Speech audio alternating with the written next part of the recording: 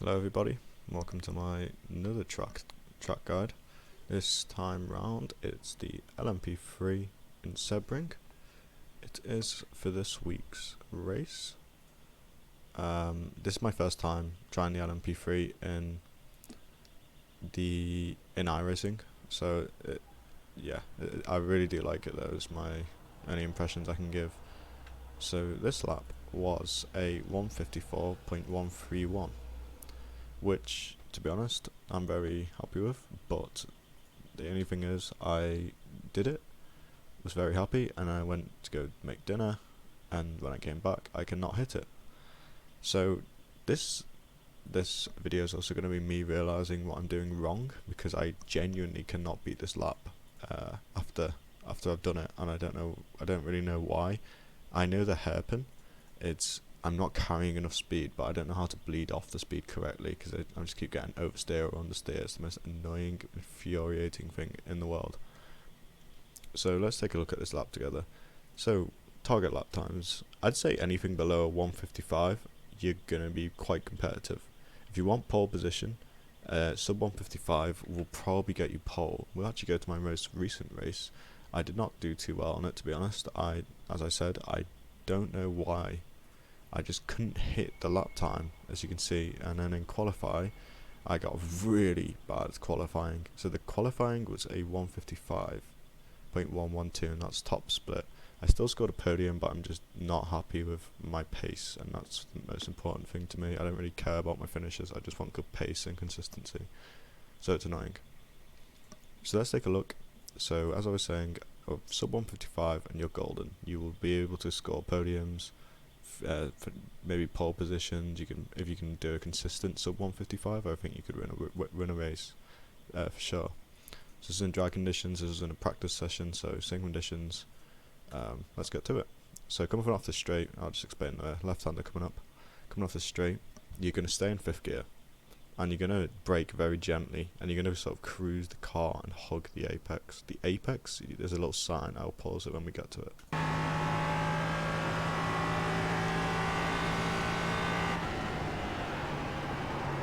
Boom, that little cone there. In Le Mans Ultimate, I think it's a board or something like that, or I don't know what it is, but I don't know why that cone's there, to be honest, but it's a really good reference point, because that is exactly the apex. As soon as you get to it, smash the throttle down. You know the drill.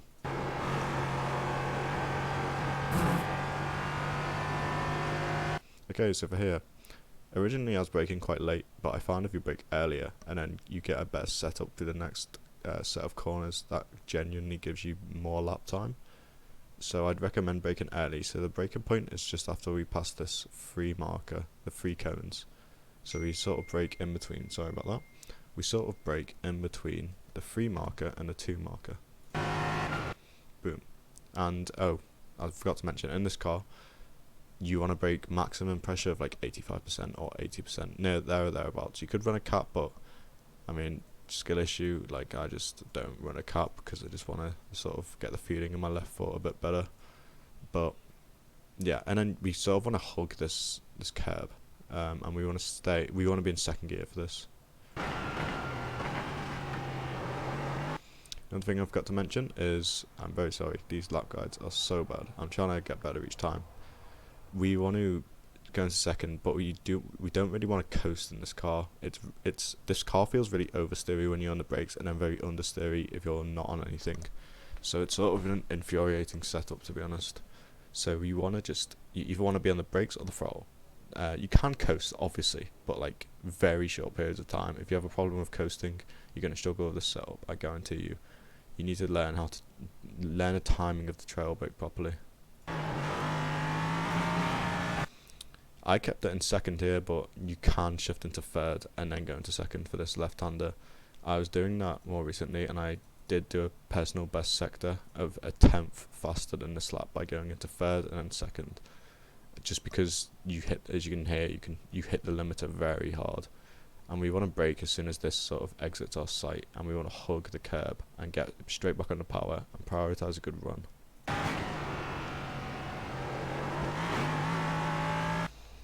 Those curbs, by the way, try not to hit them, because it literally will cost you like half a tenth. Like, I'm not joking. Those curbs are killers. Do not touch the left hand side curbs. You can take this curb. I would avoid it if you can, because it bumps the car up and you lose some exit speed.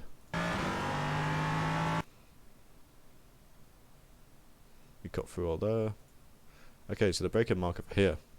We passed the first set of cones, and as soon as we pass them, we want to brake, and we want to bleed off gently. So the braking in this car, brake to 80%, then bleed off. As soon as you reach 80%, bleed off, because this car has very good brakes, and because the top speed is not that high, you're losing your downforce quite quickly. So it's not like a two-stage brake where it's a brake to 80%, then it's a gradual release, and then it's another release for the corner. It's more of a brake to 80% and just gradually release until you hit the apex. And as you can see, we're going to first, and basically the visibility in this car is atrocious. By the way, it's very annoying to get used to be honest. Because I'm on a single screen monitor, what you see is what I see. So you have to kind of dive in blind to some of these corners and just hope your intuition serves you correct. If you're on triple screen, better, because you can just look out the window. But for me, it's a bit of a pain, to be honest. We want to bleed off until we sort of reach the exit the entry phase of the corner, and then we want to get straight back on the power.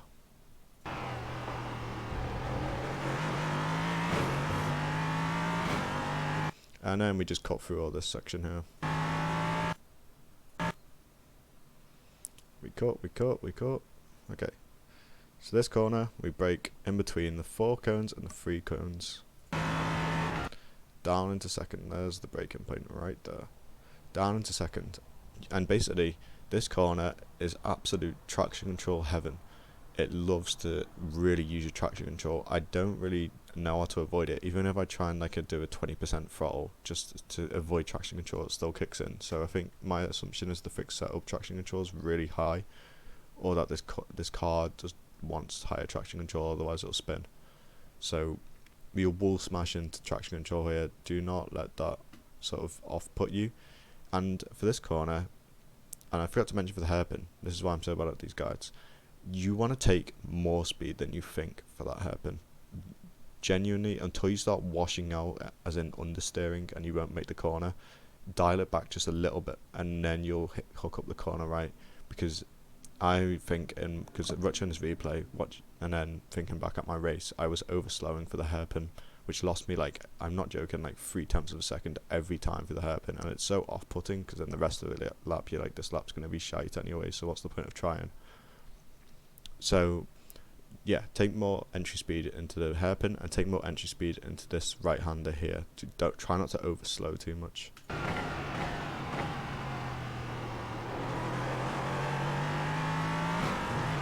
Avoid these left-hand curbs. Aim for the 2 cones and then brake as soon as you reach them and shift down into second, and we sort of want to hug the curb again and then get on back on the throttle pretty early.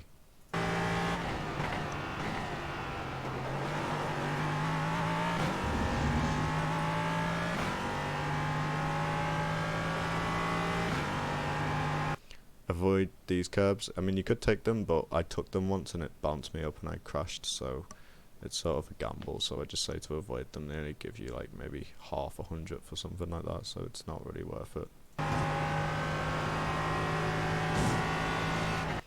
And then we brake as soon as we pass the freeboard, and it's not a very hard brake, as you can see. It's more of a 60%, 70% brake, because it's a high-speed corner. For high-speed corners, we want to brake earlier, softer, just because we want the car to be settled through the corner. Think of it as you're easing the car into the corner. We don't want to just smash the brakes and then just turn in. That was my biggest gripe with ACC. All the braking zones were very the same. In iRacing, they're very dynamic. If it's a faster corner, you brake lighter, softer, earlier. If it's a hairpin or a tighter corner, you brake harder, later. Okay, so we go into third for this corner. As you can see, it's a common theme that we do not shift out of 6. We only stay pretty much in 5 all the time. So third gear, and we can sort of get onto this curb, but we can't really hook our wheels over it. It sort of bounces you out. So just you can experiment, so just ease into the curb just a little bit and sort of ride along it, but don't hook yourself, try and hook yourself on it.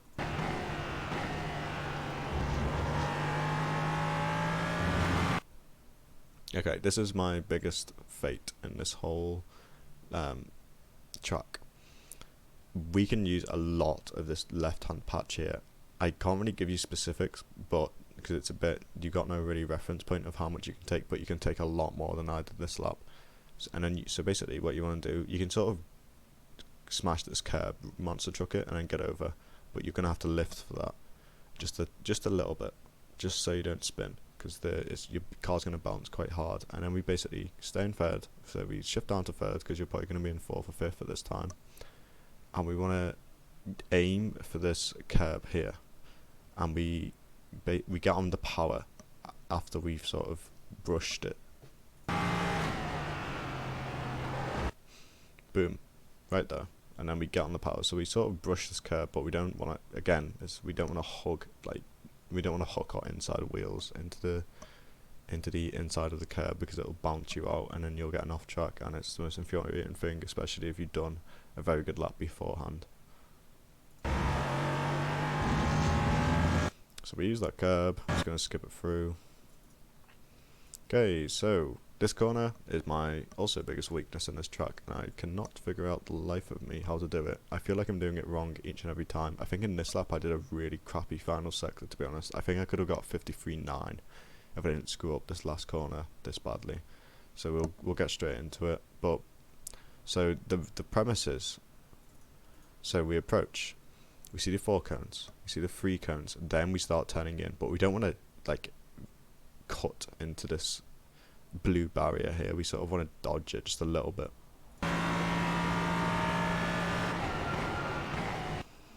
So into third. This was good, the setup was good, but I think I don't know what I did. I think I tried to coast a little bit, which just caused understeer, and then I really messed up the final sector. Yeah, as you can see, I really screwed that up. So we want to come in earlier, and we want to get on the power earlier. We sort of want to be, so imagine our car 1 car length to the right, so we're along this right hand wall barrier, and we want to cut through. It'll give us a straighter exit, which gives you better exit speeds.